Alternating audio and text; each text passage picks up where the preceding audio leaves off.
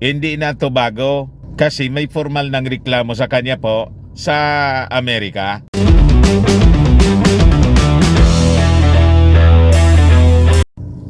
Malamang mga kababayan, si Kibs matulad kay Senior Aguila. Bakit na niya Mr. Maravillas? Pinapaimbestiga na rin mga kababayan sa Senado dahil po sa sabi sexual abuse.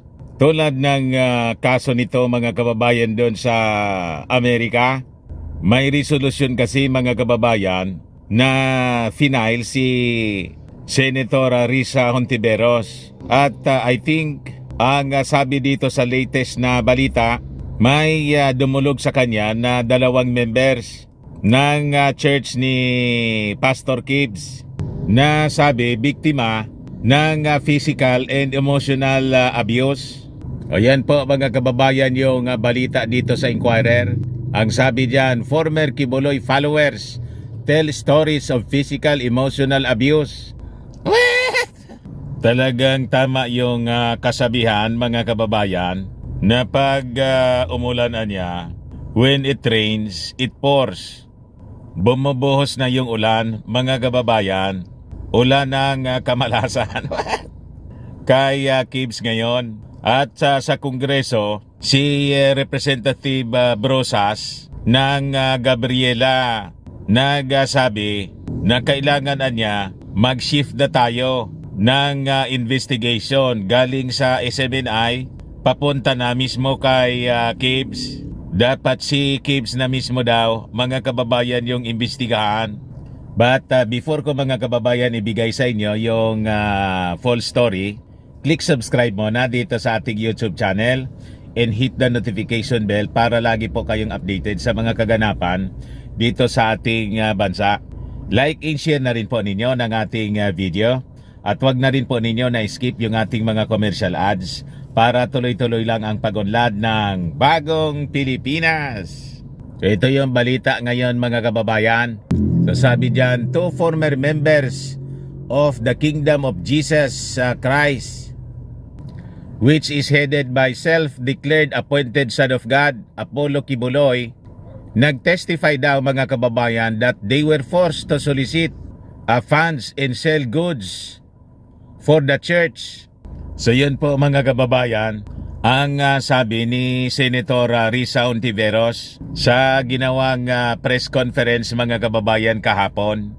So siguro mga kababayan, because of the controversy na kinasangkutan mga kababayan ng istasyon ni Kibs, yung SMNI, ayon, sumabay na rin yung mga naagrabyado ng may-ari ng universe. Pumunta siguro kay Senator Hontiveros para humingi ng tulong at makamit ang hustisya mga kababayan. Although alam naman natin po na si Kibs may pending case po sa Amerika for sexual abuse. Pero ito, iba naman po ito mga kababayan. So sabi dyan sa balita ng Inquirer, the former KOJC members presented videos so supposedly endured physical and emotional abuse. One of them was Arlene Stone, who now lives in Minnesota sa Estados Unidos po, in the United States. Amerikana po, mga kababayan. So sabi rito, according to Stone, she used to be a member nitong Kingdom of Jesus Christ inner circle. So isa siya mga kababayan na siguro sa mga na-convert ng mga missionary po ni Kibs. Now, itong mga female inner circle members daw are obliged to render personal support services kay Kibuloy. Those within the innermost circle, on the other hand daw, are obliged to have sexual relations with him.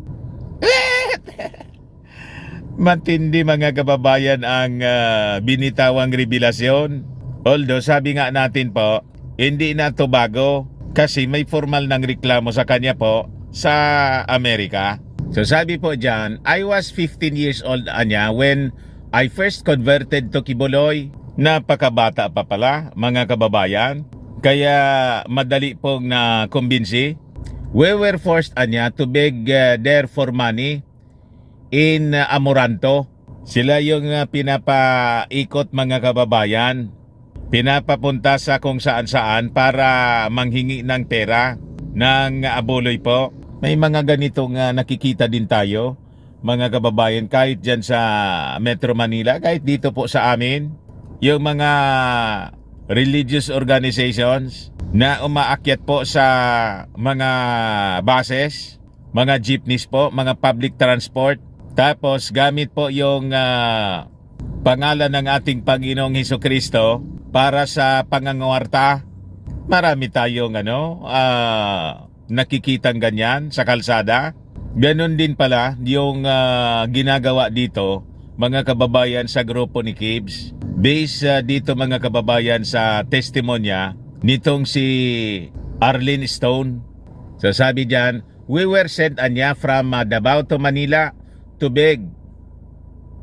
My sister and I live in the Amoranto Coliseum in Cubao in 1991, and we were forced to pretend to be dumb, deaf, as well as fake students for us to solicit more money.